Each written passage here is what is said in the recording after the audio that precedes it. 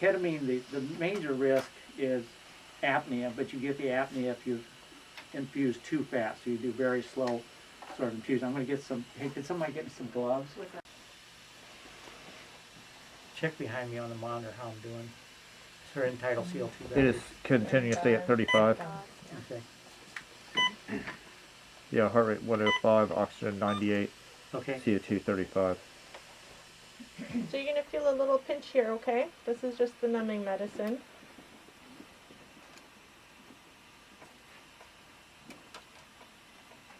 Can burn and sting.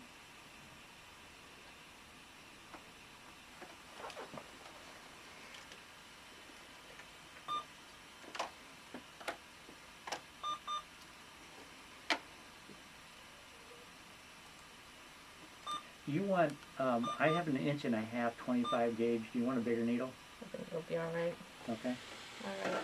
So when we make the first incision, for pilonidal abscess, we like to avoid the midline.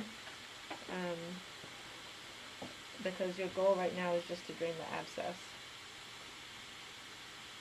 So will she potentially need to go back for surgery to have the whole capsule and everything removed, or do you guys do that very often?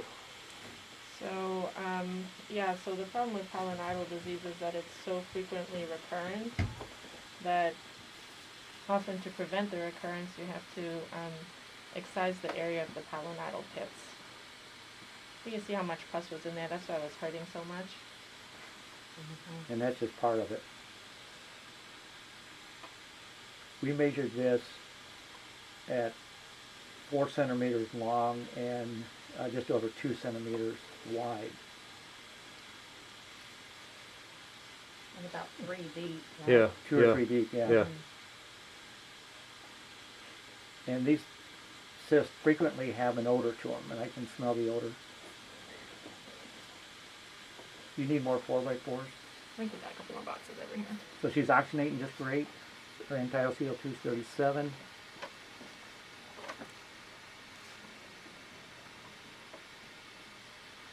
It's not uncommon, Mom, for them to have some nystagmus with their eyes are twitching, but her eyes are closed, so we're not seeing any problems. You can see, Mom, all of that area that was You can stand up swollen, now, thank you. that you said was new. Like all of that was swollen because it just had all of that high pressure pus in there. Now, why don't you want to go in the midline? Because I think the natural response, the reaction would be as well, we'll just go in the midline.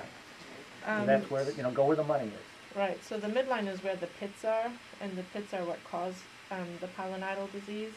And so when you go in to do your excision, you don't want to deal with old scar tissue from an abscess IND when you want to excise your pits. So you're better off making your incision for your IND lateral, away from the midline, because it'll make the definitive operation a little bit more straightforward. Okay, good. Alright, so the most important things now are going to be, she needs to sit in a warm water soak at least 3 times a day, and then even every time she has a bowel movement. The idea is that this loop here is going to keep these incisions open, so that anything on the inside that's collecting can drain out. And if she sits and does the soak, so just sit in warm water for like 5 to 10 minutes 3 times a day, it will help clean all of that stuff out. Okay.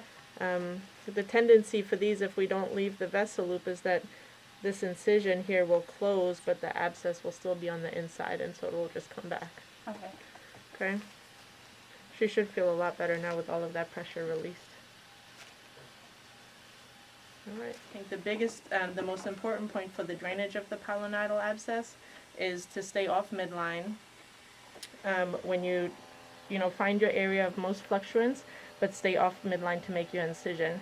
Get all of the pus out that you can, and then irrigate it so that you get all of that pus out, and then make your counter incision in the biggest area of the abscess cavity so that you can pass your vessel loop through.